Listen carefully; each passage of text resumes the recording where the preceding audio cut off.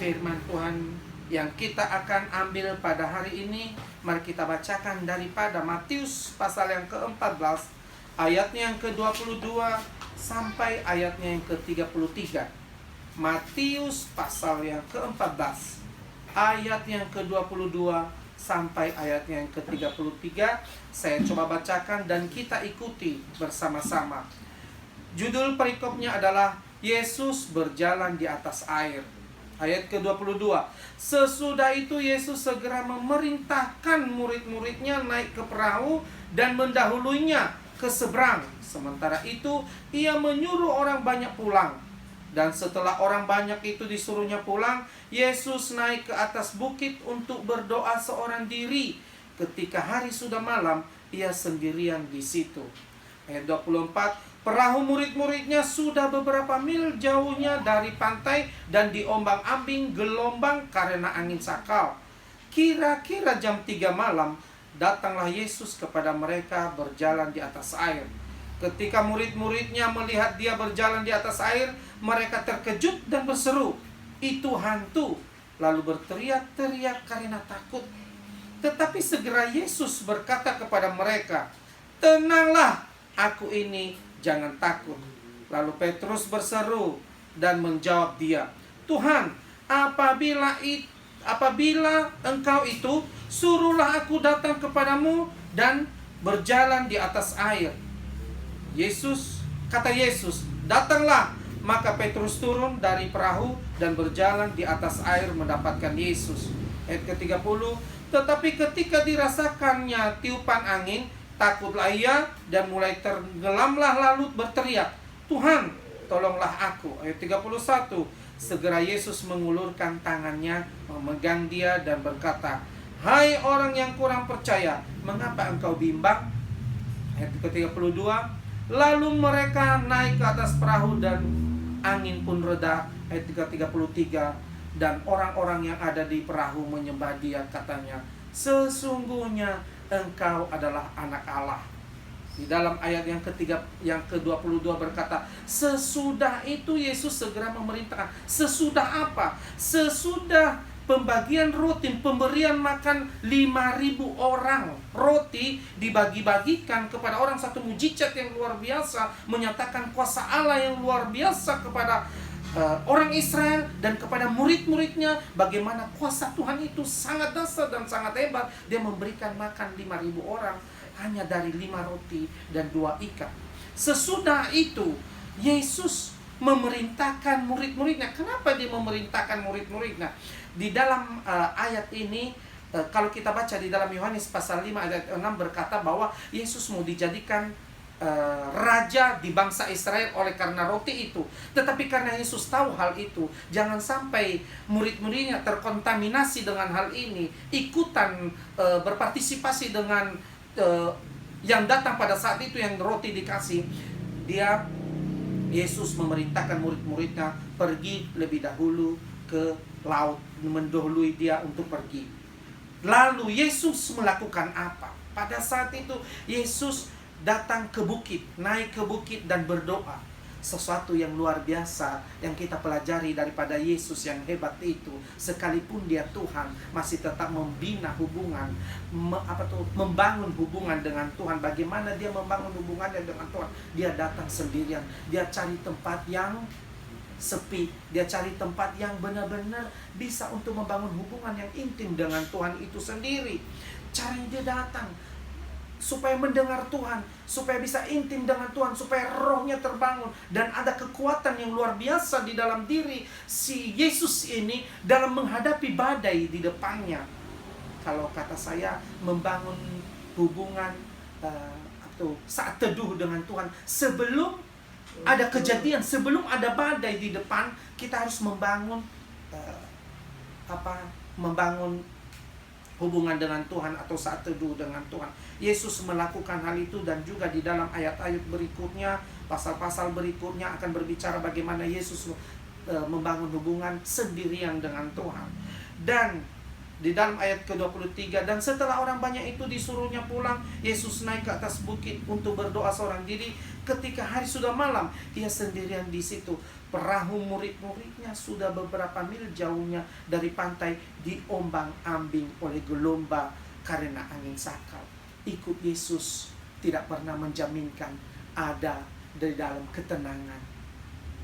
Ikut Yesus berarti harus ada di dalam badai dan gelombang kehidupan ini. Tidak ada tidak ada hujan, tidak ada jaminan bahwa tidak ada kerikil-kerikil mengikut Yesus. Tetapi mengikut Yesus adalah sesuatu bagaimana di tengah-tengah badai itu, bagaimana di tengah-tengah permasalahan itu, bagaimana di tengah-tengah problem itu, kita bisa ubahkan menjadi mata air. Kita bisa ubahkan dia menjadi sesuatu sukacita di dalam Kristus Yesus. Kata Tuhan Yesus di dalam firman-Nya juga, hendaklah engkau bersukacita dalam segala hal. Jangan hanya baiknya saja, tetapi di tengah-tengah gelombang, di tengah-tengah permasalahan, engkau tetap dalam sukacita, karena ada roh yang menghibur, ada roh yang telah Tuhan kasih. Oleh sebab itu bangun rohmu dengan Tuhan. Dengan apa? Dengan doa-doa tadi, dengan keintiman dengan Tuhan. Doa, mungkin doa sebelum ini dia berdoa sendiri. Pada saat memberikan makan 5.000 orang itu, dia juga berdoa di situ. Tetapi dia membangun terus lagi hubungan dengan Tuhan, karena dia tahu kekuatannya dia. Dia tahu dia akan memperoleh roh yang kuat ketika dia intim dengan Tuhan itu sendiri. Ayat 25 dia berkata begini, kira-kira jam 3 malam datanglah Yesus kepada mereka jalan di atas air. Berarti sampai jam 3 malam. Kalau tadi itu dari jam 6 matahari terbenam sampai jam 3 malam dia terus berdoa, membangun hubungan cukup lama. Luar biasa bagaimana Tuhan Yesus berdoa lama banget. Sampai jam 3 malam dan dia datang hadir. Berarti jam 3 malam Tuhan Yesus juga tidak pernah tidur untuk menolong kita. Dia menolong Petrus dan teman-teman di tengah badai angin sakal itu jam 3 malam. Tuhanmu tak akan pernah diam dan tak akan pernah tidur untuk menolongmu dalam saat-saat seperti ini. Corona, COVID-19 ini, ekonomi jatuh, keadaan yang begitu rumit, Tuhan tidak akan pernah diam. Tuhan tidak akan pernah tidur. Dia akan selalu terjaga untukmu yang berpengharapan kepadanya. Dia akan selalu terjaga untukmu yang menaruh rohnya kepada Allah yang hidup dan membangun hidupnya di dalam Kristus Yesus. Ketika murid-muridnya melihat dia berjalan di atas air, mereka terkejut dan berseru, itu hantu. Betapa Tuhan Yesus kecewa. Melupakah mereka mujizat-mujizat yang sudah terjadi tadi? Roti 5.000 orang makan. Ada mujizat Tuhan Yesus melakukan penyembuhan, kebangkitan. Ada Tuhan Yesus memulihkan, menyembuhkan. Bagaimana mereka tidak kenal Yesus? Bagaimana mereka tidak mengenal bahwa itu kuasa daripada ilahi, malah dituduh hantu. Saya, kalau anak saya berjalan aja di atas, saya tahu itu langkah anak saya. Batuk anak saya aja saya kenal. Bagaimana mereka yang saban hari ada di dalam Yesus, tidur bersama Yesus, makan bersama Yesus, sampai berkata itu hantu. Itu. Tapi Yesus tidak pernah ambil pusing dalam hal itu. Yesus tidak pernah menganggap kenapa sih mereka seperti ini. Tetapi Yesus datang untuk menenangkan, bukan menakut-nakuti. Katanya, tenanglah. Keren. Pada saat badai seperti ini, pada saat permasalahan seperti ini, akan datang Yesus kepada kita kayak, tenanglah. Emang harus kamu lalui seperti ini, kamu harus jalani seperti ini. Tenanglah, jangan takut. Dekat dengan saya, kamu tak akan pernah tenggelam dan mati. Pertolonganmu tak akan pernah terlambat. Janjiku iya dan amin. Itu janji Tuhan di dalam kehidupan kita. Tetapi segera Yesus berkata kepada mereka di dalam ayat 27 tadi, tenanglah, aku ini, jangan takut. Itulah kuasanya Tuhan itu. Itulah hebatnya Yesus itu dalam kehidupan kita. Cuma satu yang diminta kepada kita. Benarkah engkau punya iman di dalam Kristus Yesus? Benarkah iman fokus hanya kepada saya? Ketika Petrus imannya fokus hanya kepada Yesus, difokuskan sepenuhnya 100% kepada Yesus, pada saat berjalan di atas air itu, langsung dia bisa berjalan di atas air. Bisa Petrus berjalan di atas air. Tetapi ketika konsentrasi imannya itu tergoyahkan, maka hukum alam jadi di dalam hidupnya. Oleh sebab itu, tidak ada yang mustahil sebenarnya bagi Tuhan Yesus. Berjalan di atas air bisa, berarti hukum alam ini bisa kita lewati ketika kita ada dalam pengharapan 100% sepenuhnya terpusatkan hanya kepada Dia. Jangan konsentrasimu terbagi oleh karena kekhawatiran dan ketakutan. Karena oleh kekhawatiran dan ketakutanmu akan membuat engkau jatuh ke dalam dunia ini. Karena dunia ini penuh ketakutan dan kekhawatiran. Oleh sebab itu, mari kita berpandang kepada Yesus Kristus. Yesus Kristus sampai gaya gravitasi. Gaya gravitasi bumi mengatakan kuasa yang luar biasa. Dia bisa berjalan di atas air. Petrus juga melakukannya ketika imannya 100% sepenuhnya ada kepada Yesus itu. Tetapi ketika konsentrasi itu terkecohkan, maka hukum alamnya dia alami. Kata Yesus, datanglah, maka Petrus turun dari perahu dan berjalan.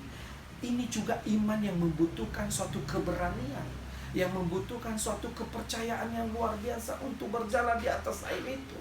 Iman yang bukan iman main-main, iman yang sesungguhnya, iman yang luar biasa. Dan juga di sini dibuktikan suatu pembuktian dari Maha Kuasa, suatu pembuktian dari Tuhan Yesus yang luar biasa, bahwa itu bisa ditaklukkan. Segala sesuatu bisa ditaklukkan. Di tengah badai Tuhan Yesus berjalan. Di tengah badai Petrus dapat berjalan. Di tengah badai Petrus itu bisa berjalan sebenarnya, tetapi tergoyahkan oleh karena ketakutan dan kebimbangan. Dan itu pun setelah ayat berikutnya, setelah Petrus berteriak, Tuhan tolong aku, dia tidak tenggelam kok. Pertolongan itu ada. Tetapi ada satu di sini, Petrus berseru berteriak. Dia tidak berpaling cari Simon yang lainnya di sebelah, lebih dekat sama dia. Kan itu belum jauh dari perahu. Tetapi dia cari Tuhan Yesus, bahwa keselamatan hanya ada di dalam Yesus itu. Dia tidak cari yang ada di atas perahu. Karena di atas perahu itu orang ahli berenang. Dia tahu teman-temannya itu orang ahli berenang. Orang mereka ini kok ahli laut kok. Tetapi dia tahu bahwa keselamatan ada di dalam Kristus Yesus. Jangan pernah berpengharapan kepada manusia. Jangan mengandalkan manusia. Itu Petrus sudah melakukannya. Tidak mengandalkan manusia. Karena kalau engkau mengandalkan manusia, kekecewaan yang akan engkau dapatkan. Oleh sebab itu andalkan Tuhan. Tuhan yang membukakan jalan, menggugah setiap hati orang untuk memberi pertolongan di dalam hidupmu. Karena kalau engkau mempercayakan saya, engkau akan kecewa. Tetapi engkau percayakan hidupmu kepada Tuhan Yesus yang akan memberikan jalan keluar, menuntun engkau keluar dari segala badai kehidupan ini, menuntun engkau dari segala penderitaan, menuntun engkau dari segala kekhawatiran dan ketakutan. Iman bukan berbicara berkat. Ingat itu. Iman bukan berbicara berkat. Iman yang besar adalah iman bagaimana engkau kuat dan bisa melewati badai kehidupan. Itu adalah iman dan tetap teguh, tidak goyah di dalam Kristus Yesus. Itu adalah iman. Iman bukan berkat. Iman bukan sekadar percaya saja, tetapi iman bagaimana engkau bisa melewati lembah kekelaman dan bisa engkau ubah lembah kekelaman itu menjadi mata air dan menjadi sukacita. Itu adalah iman. Segera Yesus mengulurkan tangannya memegang dia dan berkata, "Hai orang yang kurang percaya, mengapa engkau bimbang?" Ketakutan, kebimbangan hal lumrah di dalam kehidupan kita ini. Di dunia ini pasti setiap orang mengalami ketakutan dan kebimbangan. Tidak ada orang yang tidak takut dan bimbang di dalam dunia ini. Tetapi Tuhan Yesus berkata, "Mari kepada aku. Aku akan memberikan kepadamu keteguhan dan kekuatan dan kehidupan." Oleh sebab itu, mari kita sandarkan hidup kita kepada Tuhan Yesus. Jangan pakai pengertian dan pemahaman yang ada di dunia ini. Jangan kita pakai pengertian dan pemahaman yang ada di dalam diri kita. Karena pemahaman dan pengertian yang ada di dalam kita itu sangat terbatas. Otak kita itu kecil. COVID-19 ini membuat orang semua menyerah. Semua bangsa-bangsa menyerah. Teknologi Amerika apa enggak kurang canggihnya? Teknologi Cina apa kurang canggihnya? Teknologi Israel apa kurang canggihnya? Eropa, Inggris apa kurang canggihnya? tetapi semua digiring pada pengertian dan pemahaman kepada Yesus Kristus, bahwa Dia yang lebih hebat dari segala-galanya, Dia yang lebih pintar dari segala-galanya. Kamu terbatas. Oleh sebab itu setiap orang sekarang berserah kepada Allah yang hidup. Kami tidak mampu, kami tidak bisa, kami terbatas. Kami berserah, kami menyerah pada kekuatan-Mu Tuhan Yesus. Ini kami. Kami mengandalkan Engkau yang akan menuntun kami sekalipun di dalam badai-badai kehidupan ini. Kami mampu melewatinya, kami bisa melewatinya, karena ada yang memegang tangan kami. Tangan yang lebih hebat, tangan yang lebih kuat. Saya coba bacakan di sini. Jadi iman berbicara kuat di tengah badai. Iman berbicara sekalipun di lembah kekelaman dapat diubahkan menjadi mata air. Duka cita dapat diubahkan menjadi sukacita. Air mata menjadi tari-tarian. Karena sepatutnya kita bersuka cita di dalam Kristus Yesus yang telah memberikan kita roh penghibur. Undang Roh Kudus memenuhi hidupmu, agar hidupmu ini digunakan dalam rasa syukur yang indah bersama Yesus. Dia telah menanggung kelemahan kita, penderitaan kita di kayu salib. Apakah masih ada terasa kehadiran Yesus dalam hidupmu? Apakah kamu masih rasakan kehadiran Yesus dalam hidupmu? Masih kamu rasakan dekat dan hadir? Atau kita mengira Dia hantu? Murid-murid Yesus setiap hari makan minum, tetapi mereka tidak merasakan hadirat Yesus itu. Oleh sebab itu, untuk mendatangkan hadirat Yesus dalam hidup kita, kita harus lebih mendekatkan diri. Kita harus lebih membaca firman ini. Kita harus lebih mendengar apa kata Tuhan. Mari dengar-dengar, jangan takut. Dia akan melindungi kita. Tuhan Yesus memberkati kita semua. Ini saja firman yang kita sampaikan pada siang hari ini. Kiranya menuntun kita, menguatkan kita dalam keadaan kondisi apapun yang kita hadapi. Terima kasih Tuhan Yesus. Amin.